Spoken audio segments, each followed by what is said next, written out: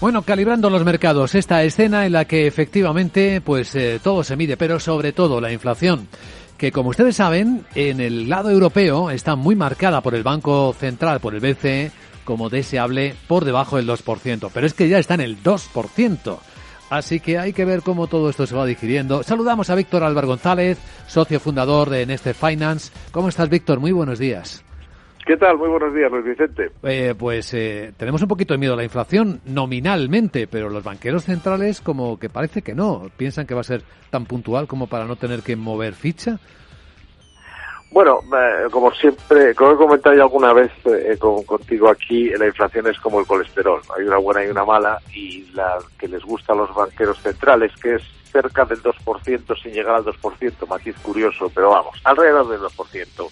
Es inflación, entre comillas, de la buena, porque permite aumentar los márgenes de las empresas subiendo los precios, y con un paro como el que tenemos en Europa, los costes laborales, que son los más potentes, pues tampoco van a aumentar mucho en bastante tiempo, y en el caso de la parte tecnológica de las empresas, pues evidentemente en plena revolución digital, pues también va a ser complicado que eso ocurra.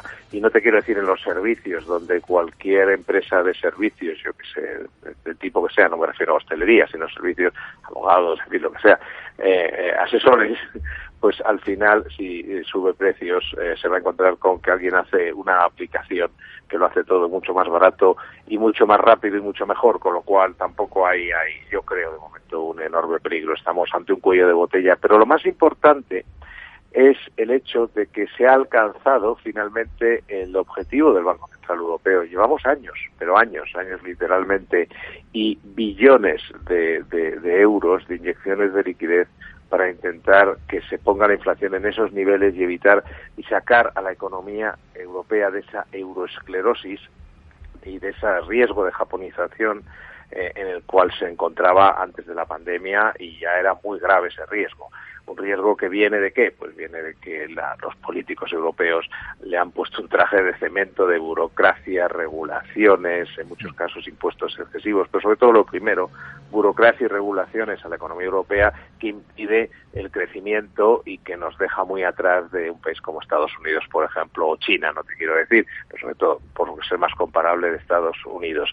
Esto es el riesgo de la economía europea, la euroesclerosis, la japonización, el quedarse ahí embarada en todo tipo de historias regulatorias, legales, papeleos, pues lo que hizo abandonar al Reino Unido abandonar la Unión Europea. Por lo tanto, y es una opinión personal, y yo creo que van a coincidir las bolsas, lo más importante ahora es que Europa abandone la euroesclerosis, no porque los políticos hayan hecho nada, sino porque, claro, bueno, indirectamente sí, a base de enormes inyecciones de liquidez y, en el caso político, a base de planes de estímulo que se han hecho para hacer frente a la pandemia, no para salir de esa euroesclerosis prepandémica, pues realmente eso puede hacer que, al menos temporalmente, la economía europea tenga un crecimiento razonablemente bueno y un cierto dinamismo empresarial que estaba condenada a no tener si todo se igual. Hemos tenido una catarsis, como estamos teniendo una catarsis como consecuencia de la salida, irá mucho más, por cierto, de la pandemia, una catarsis económica, de consumo, etcétera, y eso es lo que al final ha dado la opción a que se alcancen los objetivos de inflación que quería el Banco Central Europeo. Lo entendemos muy bien. Es interesante este análisis porque, claro, es fácilmente comprensible para todo el mundo que Europa tema mucho la japonización, ¿no? Quedarnos ahí en estado catatónico durante tantos años. Pero, claro, a ver si eso luego coincide con lo que los mercados esperan o quieren, ¿no? Que puede que no.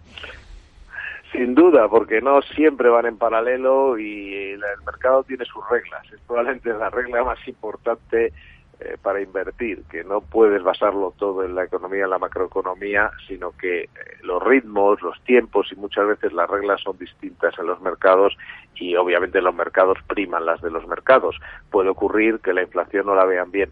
Yo creo, está por ver, pero yo creo que los mercados, mientras estemos hablando de una inflación reducida, moderada, puede ocurrir que temporalmente pase como en Estados Unidos, que la inflación sea alta, como Estados Unidos se han puesto a repetir un 4, pero esto conviene explicar, y se explica fácilmente con un ejemplo. Alguien que ha cerrado su tienda un año, cuando la vuelve a abrir, no llena su almacén de stock, de inventario, porque está esperando a ver cuál es la demanda. Y si la demanda, como es el caso, es muy fuerte, pues lógicamente ve que le demandan mucho, hay poco producto, sube los precios. Pero una vez se va llenando ese almacén, porque no es tonto ese empresario, lo va a llenar porque quiere ir colocando, aprovechar esa demanda, pues se irán equilibrando en la oferta y la demanda y por lo tanto los precios. Aclarado esto, lo que sea, lo que el mercado, mientras el mercado lo que esté viendo venir es inflación, entre comillas, de la buena, de la que le gusta al Banco Central Europeo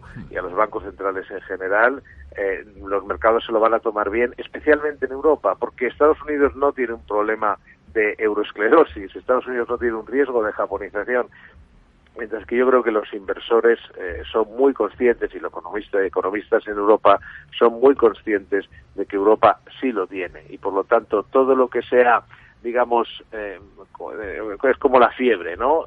Hipotermia no es bueno. Es bueno que haya un cierto nivel de fiebre. La hipotermia, estás muerto, y una fiebre muy alta, pues lo que tienes una enfermedad. Pues esto es lo mismo.